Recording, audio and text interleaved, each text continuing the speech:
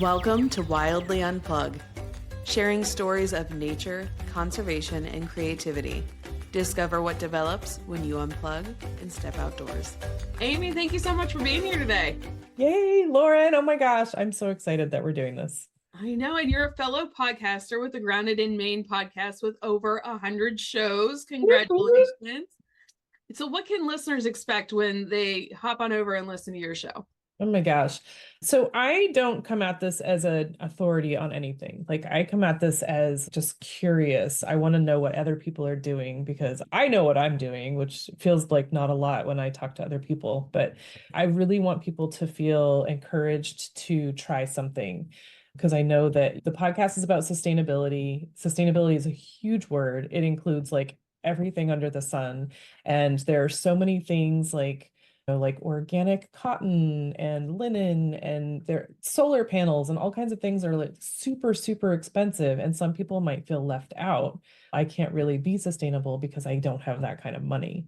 But there are so many things that people can do in all different ways.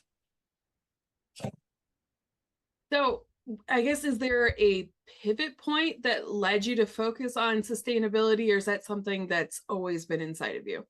It was initially supposed to be about homesteading. And then I joined a few homesteading Facebook groups and they were not very nice. They're like, oh, you don't the chemical smell in this homemade laundry soap. Maybe you should go down to the river and rub it on some rocks. And like just talking really down to me. And I'm like, I don't want to be associated with that. And I'm not like, I'm never going to do homesteading. In fact, I'm like, I just moved. And so my first thing is to build myself a food forest. I want to do that. And so I'm just going to have my own little homestead and I'm not going to talk to those people. But and so in fact, I'm just setting up an episode for a couple weeks from now. And the podcast episode title is Homesteading is a State of Mind. So like, that's something that's been inside of me for a long time. I wanted to start a YouTube channel with a friend of mine about homesteading and talk to different people who are doing different things or learn different skills. And each week, learn a different skill on the YouTube channel and then come back the next week and talk about how that worked, incorporating it into our lives. Like that is totally something I'm going to keep doing, or that does not work for me. Next. But then she just dropped off. And so I was like, I'm not going to be on YouTube all by myself and talk to myself. And I can't do that. So it just became a podcast instead. And now I talk to myself on camera all the time. It's funny how things happen like that. That's a really interesting concept, though. That would be fun to follow if you ever get a chance to do that. 100%. In homesteading, is that different than just having a garden in your backyard, or is that just a fancy word for that? It depends on who you talk to. A lot of the thing that was a turnoff for me, not besides the fact that people were exclusive and mean, but they have this mindset of I don't need anyone else. And that does not jive with me because I am all about community. I have a note on the wall behind my computer that says community sufficiency. Take care of each other. That's what we're here for. That's what I'm all about. And so homesteading is more providing for yourself and your community, doing your own food preservation. And so gardening, food preservation, raising animals, that type of thing. And it doesn't have to be it doesn't have to be like off grid. You don't need any outside communication or anything. But then at the same time with these people, like they would talk down to you like you have a cell phone, so you're not a homesteader. But at the same time, what are you doing on Facebook? On point. Everyone's different, but it's the idea of providing for yourself and be just like backing up away from all the hustle and bustle and going back to what has worked for centuries. Yeah, like diving completely into homesteading would be so overwhelming if we made it accessible to everybody and broke it down. And maybe I can grow pumpkins really well in my front yard by accident because I leave them out after Halloween. And somebody else down the street could be really good at growing tomatoes. Like everybody can work together. And I'm sure. Yes. Yeah, that was my, with the sustainability theme, even I keep saying that I'm like building my tribe. Like I want this community of people around me that I can share with and they can share with me, like that type of thing. So these people are just like They've become confidants in my community, which I'm so loving. But I'm all about that. In fact, I had another North Carolina podcast guest not too long ago who's like at 45 minutes from me, and they've started this community of other homesteaders or farmers and they will all share or buy in bulk and split things and stuff like they're sharing a tractor and maybe like what's the new fancy thing? The freeze dryers. Those things are Oh, thousands of dollars, but if you go together and share it, then you don't have to like it's all mine and I have to pay all of this and stuff like that. Like sharing stuff is not a bad thing. yeah, the community garden groups, because I did a class on that in the wintertime, they are very much mindset like that. Oh, I've got these seeds. Who wants to trade seeds? And if they have an abundance of produce, they'll give it to a shelter that needs food or have a community party or something like that. So maybe, Yeah. I don't know, maybe you need to look into like community gardens and not homesteaders because they seem a little more Right? isolated. Yes. You brought up North Carolina and being close. You're not in Maine anymore. I'm not in Maine anymore. I moved in the beginning of August to Virginia. I was just in Virginia last weekend in Charlottesville. Dang it. A lot of people were in Charlottesville last weekend. What was going on? I was there for my 20th anniversary. My husband surprised me. We took a train, which is a delightful experience, except for the bathroom area. But other than that, it was a lot of fun and it's a beautiful area. We did the Shenandoah National Park is beautiful. So it's a beautiful area. So I'm guessing that not everybody has to be from Maine to listen to your podcast. No, I'm not from Maine anymore. I'm from Maine. I'm always from Maine, but yeah. And I was actually thinking about, should I change the name of the podcast since it's grounded in Maine? But at the same time, like I've spent 49 out of 50 years in Maine, so I'm still grounded in Maine. I just live somewhere else right now. It's just where your roots are. It's where my mom was born. She's definitely going to be listening to this For show. real? Yeah. Where was your mom from? Oh gosh, Rockland, Maine. Okay. I have a Yeah. friend that just moved there. Oh, wonderful. It's a very small town, I hear. But was this your first podcast experience? Yes. And then that was the whole story before with your friend. You were going to go in with your friend, and then you're just like, she's Yeah. bad, so I'm going to do it myself. Yeah. I mean, it was like we talked about it 2 years before I started the podcast. That's how I roll. I'm like, oh, I'm going to do this. And I talk about it and talk about it and talk about it. And I'll take classes and blah, blah, blah. And then something happens that makes me finally do it. Like I talked about worm bins, getting a worm compost bin. And I went to 3 or 4 different classes over 3 years. And I was like, I went to the library for a class and I was like, okay, I'll feel more confident after this one. And then maybe someday I'll get a worm bin, but they actually gave away worm bins while I was there. I'm like, oh, now I have worm. And then you got to do it. Oh my gosh, it's actually here. This was not the day I was planning on, but okay. But yeah, with the podcast, like I talked about it and I thought about it for about 2 years. And then a friend in Florida was talking to my sister-in-law in Cincinnati. He said, "Is that where you are?" It is Yeah. where you are. That's right. I'll have to hook you guys up because that would be really fun. He told my sister-in-law, and I don't know why he didn't tell me, but he was like, my friends are hosting this podcasting workshop in Florida in March. This was in 2022. And so she told me that, and I was like, it's COVID, man. What, you want me to go to Florida? I was working temp jobs, like, I don't think I can do that. And so he actually said, I finally ended up talking to him, and he said that he had enough points to fly me down. So he's, if I fly you down, you just have to pay for the workshop. That was a gift that was too big to say no to. That was just too easy. So I went to the workshop, and that was March. In June, I started the podcast. That's fabulous. Do you have any big takeaways from doing over 100 episodes? Like advice or takeaways, like things that I learned from podcasts? Gosh, how about let's dive into both questions. Okay. So as far as podcasting, I would say get over yourself. One, I want to say you're not that special, but it's not that big of a deal. I remember I don't know how many times I did my first super short episode. My solo episodes are so short and they're painfully long for me. But The first one, I think I must have tried it like 18 times, like recording, and I was like, no, it's not good enough. But the fact is, you're never going to get better if you don't publish it and just suck it up. You have to actually put it out there and it will get easier. And that's my advice for podcasting. That was my big takeaway. You got to do it. Yeah.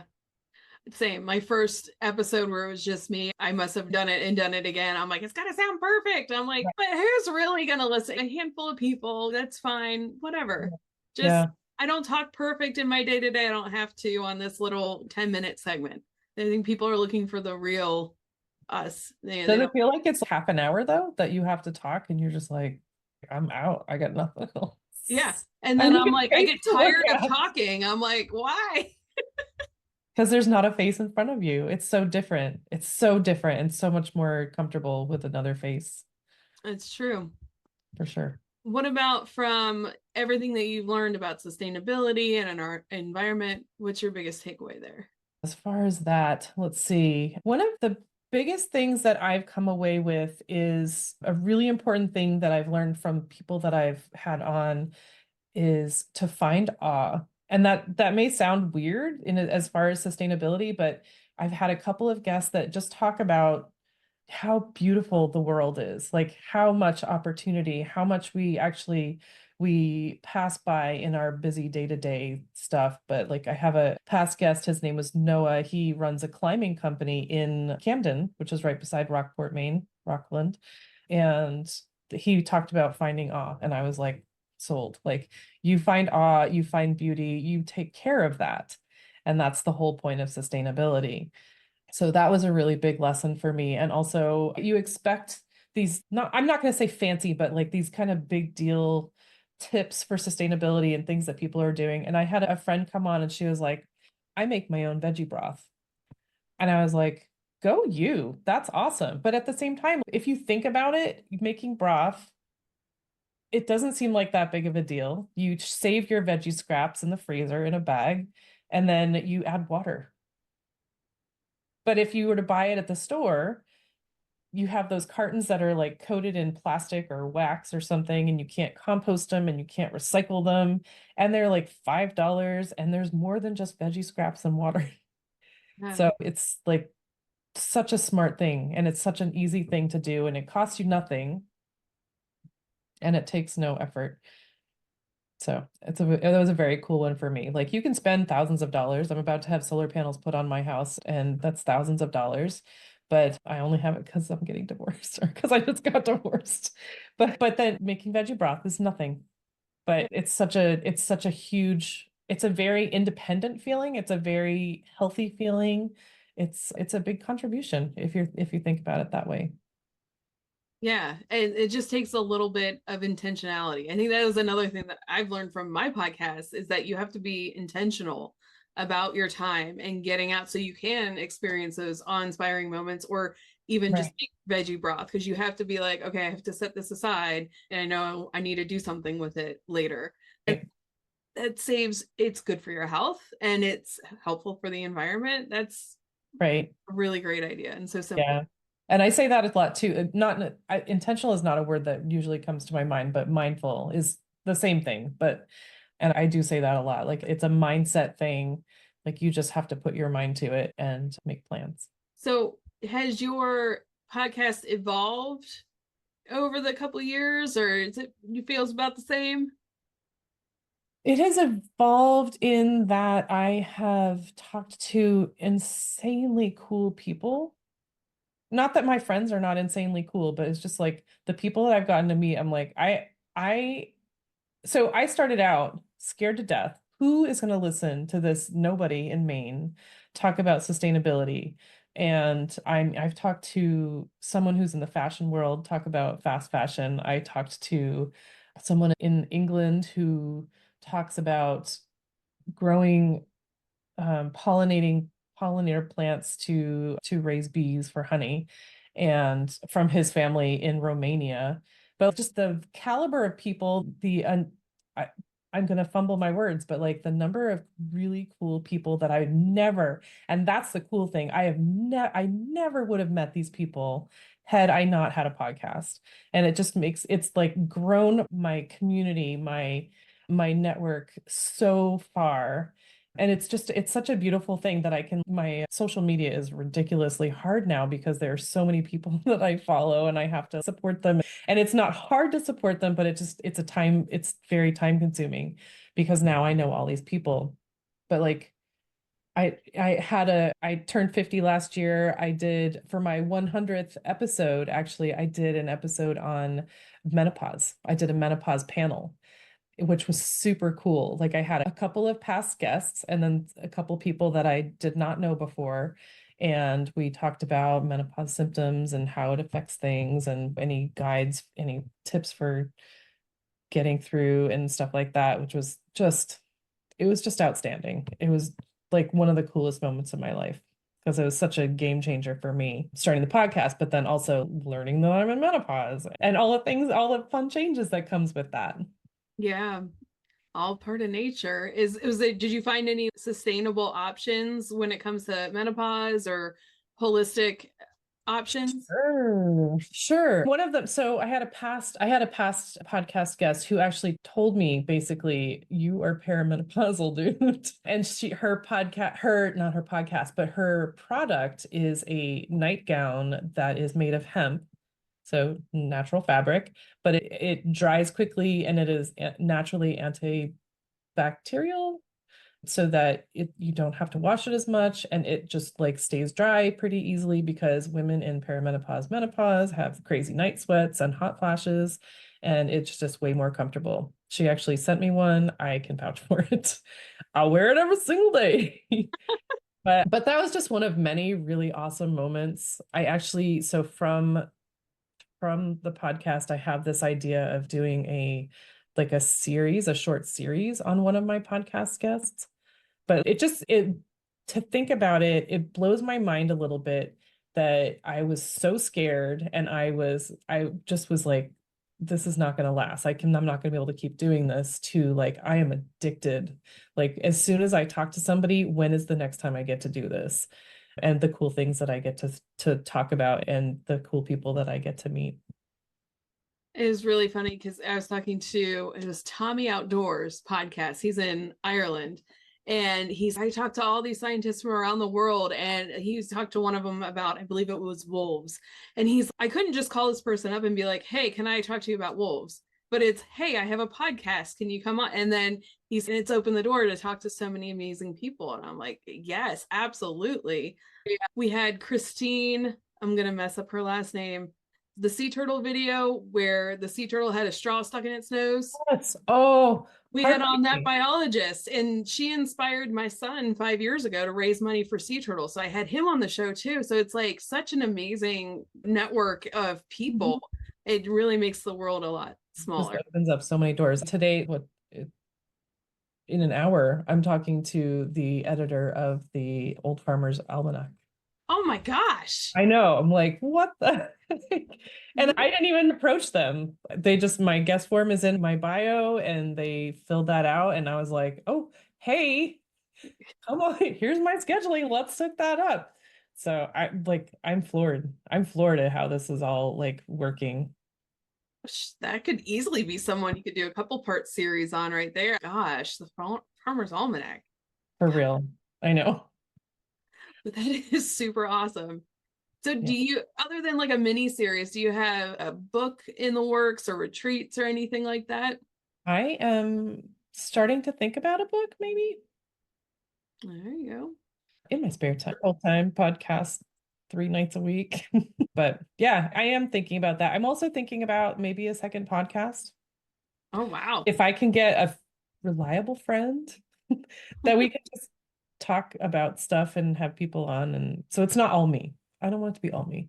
I did a podcast with friends once that becomes an interesting dynamic after a while. And podcasting does feel like a labor of love. And there are a couple times where I'm like, oh, I only get a handful of listeners. And I'm like, gosh, why am I doing this? But sometimes I'm like, I get so much out of it. You feel the same way? Oh, 100%. Yeah, totally. And So somebody that I've worked with said, if you don't have a lot of listeners, if you think about putting them all in a room, all those listeners, whether it be a few or my episodes usually are around 100 total. Put 100 people in a room and try to speak in front of them. No, Yeah, that suddenly becomes a lot. that's intimidating. Yeah, totally. But it was a really cool way to look at it. And it just is the fact that anybody's listening is pretty cool. And you reach one person that says, thank goodness for your podcast. I've learned so much and I'm following every week and blah, blah, blah. You're like, worth it. Yeah, but they see you heard from someone. Yeah. And the weird thing is they were family members. Like I don't know about you, but my family is, oh, good job, Amy. That's really cool. And you're like, but you're not listening. My ex-husband wasn't listening. But then you find out that your family's listening. You're like, oh my gosh, that's really cool. Yeah, that is a cool feeling. And then for any listener that's listening to either show, Right? feedback. We love that kind of stuff because we need to know what's working and what's not and what people want to hear so that people want to keep coming back. Yeah, totally. So what, let's see, why is Grounded in Maine important to you and how do you feel like it is helping to impact the world in a positive way? Ooh, that's a big question. Grounded in Maine, I had such a community in Maine. I volunteered for 7 years at a garden farm that grew organic produce just to donate it to food banks. So I felt really connected with my community, and that was very grounding for me. That was like they're my people. They were the reason that I was sad to leave Maine, because that was every single Saturday morning I spent time with these people. They became my family. And so leaving them was really hard. But just Maine is where I learned all about these things. Maine is where I felt free to attempt things, that I had space to be able to try things that I did not know before. And so that's it. That's all I have. Moving from Maine to Virginia, what do you miss about Maine? And also, what do you really enjoy about your new habitat that you're in? Let me tell you. So, what I miss is my Saturday morning people at the farm. What I am loving about this place in Virginia. So I'm in Southern Virginia. I'm close to North Carolina, but it's a very sleepy area, except people drive like they're on fire. And I risked up my life walking the dog every day. But the people are so nice. They are so nice. In fact, the man that lives across the street just mowed my lawn today. Oh, Thank goodness he was done by the time we started this, but I was just finishing up work and I could hear the lawnmower. But like he did it once before and I ran outside. I'm like, I don't have any money to pay you. Like I wasn't prepared for this. He's like, it's okay. I just wanted to say hi and I didn't know how to do that. So I oh, just thought I'd mow your lawn. I'm like, dude. And we were talking about, so I moved with my chickens, which is why I'm here. I'm in agricultural land. So I moved with my chickens, which is a whole other story. But I told him, I said, I've been meaning to bring over some cookies to apologize for my roosters, because I have two roosters and they have competitions every morning who can scream the loudest. And so he was like, no, I'm totally cool. I grew up with chickens. I love that. I would love to get some farm fresh eggs. I'm like, yeah, I have three hens, only one is laying, so I get like an egg every other day. oh, But so I brought him over some eggs, a few eggs and some cookies the other day. And so he was like, "Oh, I've been meaning to mow your lawn." I'm like, "Dude, you do not have to do that." But this house has a totally clean slate. It's an open, the front yard is totally just grass, empty. There's no trees or anything. So I have to start over with my food forest. A little nice. bit at a time. That'll be a fun journey. Are you going to document that and you can help people do their own food forest? I should. Totally should. Here's one more thing on your plate. Yes. No, I totally should. You're right. That is really cool. Do you have a favorite place in nature that you found in Virginia so far? Right now, it's my deck.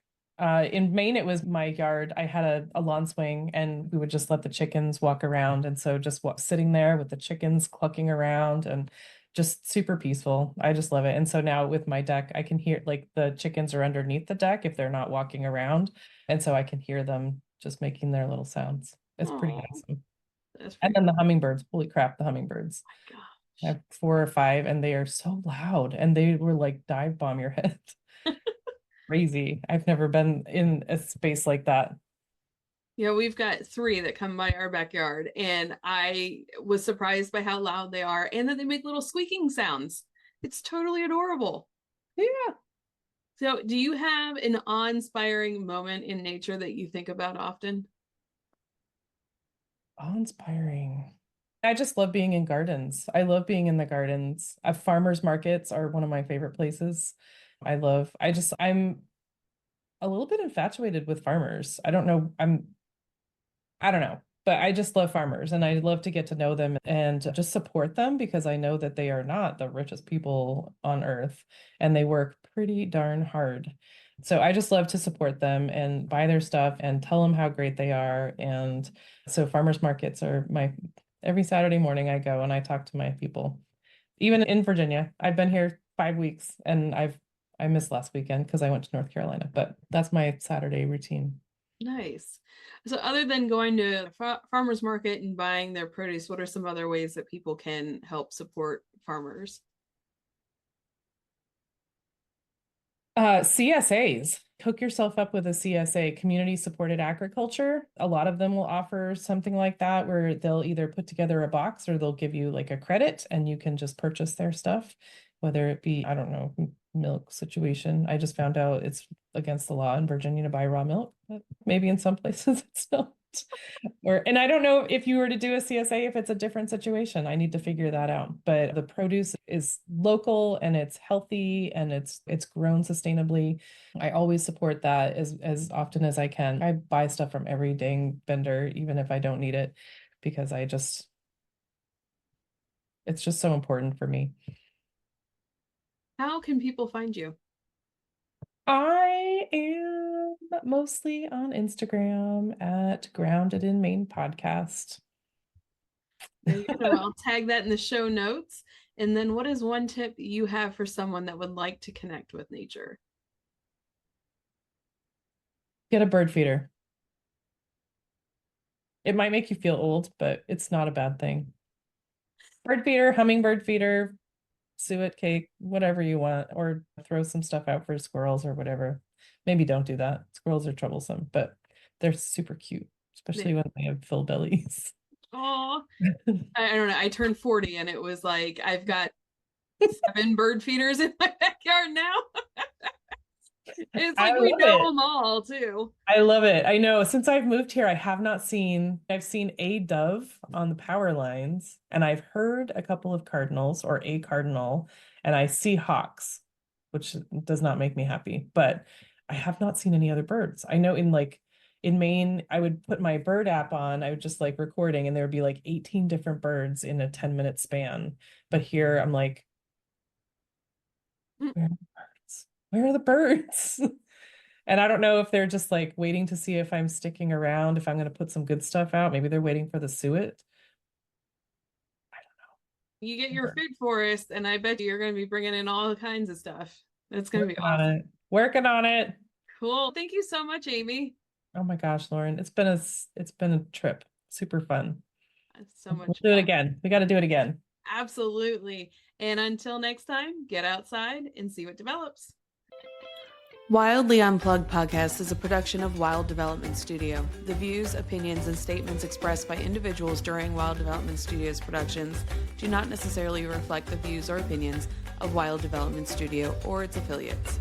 Participation in any activities, expeditions, or adventures discussed or promoted during our content may involve inherent risks. It is strongly advised that individuals conduct thorough research, seek professional guidance, and take all necessary precautions before engaging in such activities or venturing into wilderness areas.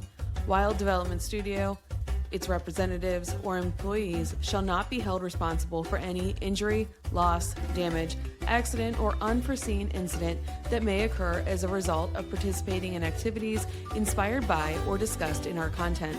By choosing to engage with our content or act upon any information provided, individuals do so at their own risk and discretion.